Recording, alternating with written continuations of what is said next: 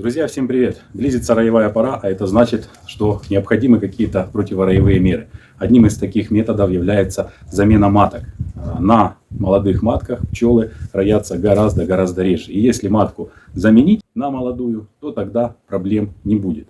Поэтому очень многие делают отводки на старой матке. Сегодня я расскажу, как это сделать в лежаке, ответив на многочисленные вопросы моих подписчиков и друзей. Покажу, как вывести молодую матку в лежаке, при этом не убирая старую.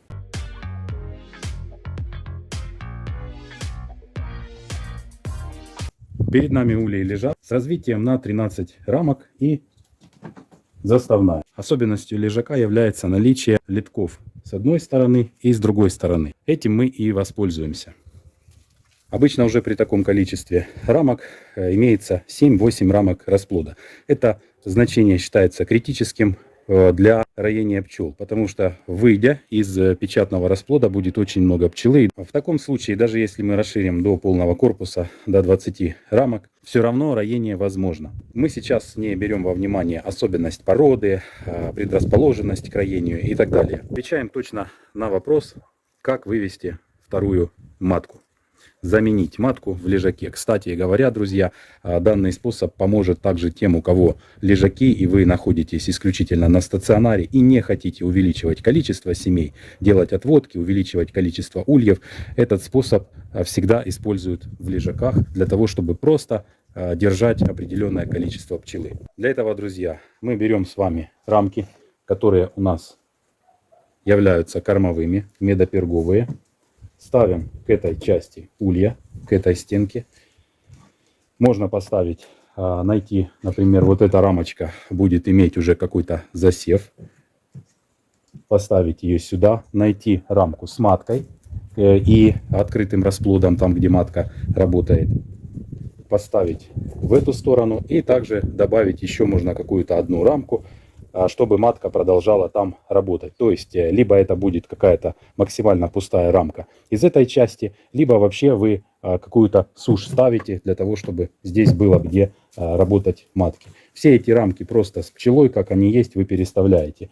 Ставите сюда заставную и таким образом смотрите, чтобы все это было напротив литка. Если литок у вас находится как вот в этом улье сюда, значит можно подставить еще одну рамку кормовую, подставить, поджать вот этот вот расплод.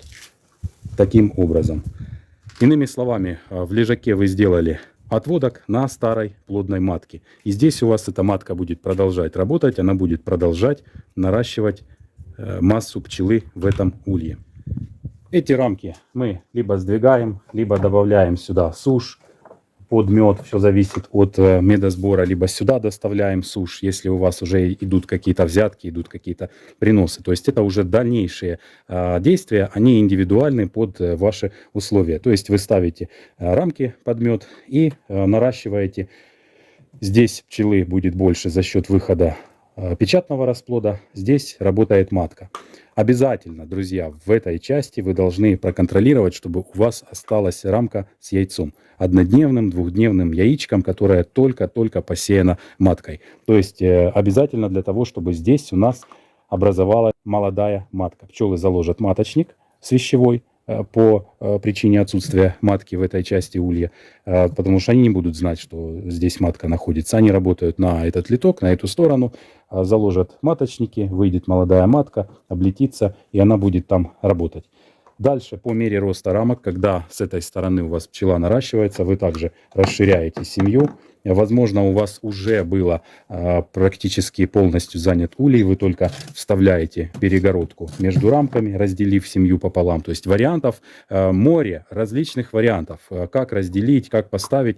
Главная суть – матка с рамками под засев, а также печатным расплодом, чтобы здесь тоже слабенько не было семья, чтобы немножко вышло, подсилился такой отводочек. Так как вся летная пчела в той стороне будет, то здесь необходимо пчелкам помочь, чтобы они могли быстренько нарастить летную пчелу. Поэтому печатная рамочка с расплодом молодой пчелы сюда можно добавить, она будет сидеть на расплоде. То есть правила создания отводка действуют для этой части улья. В этой части улья вы оставляете яйцо для закладывания маточника. И все, это главное условие. Старую матку отнять от той семьи целостной, которая была изначально, чтобы они поняли, матки нет. Тогда сильная семья закладывает классные маточники, выводит сильную, хорошую, здоровую матку у себя. Матка облетывается. Пока это происходит, у вас эта матка продолжает работать как помощница, наращивая пчелу. Если вы это сделаете как раз к медосбору, например, акация,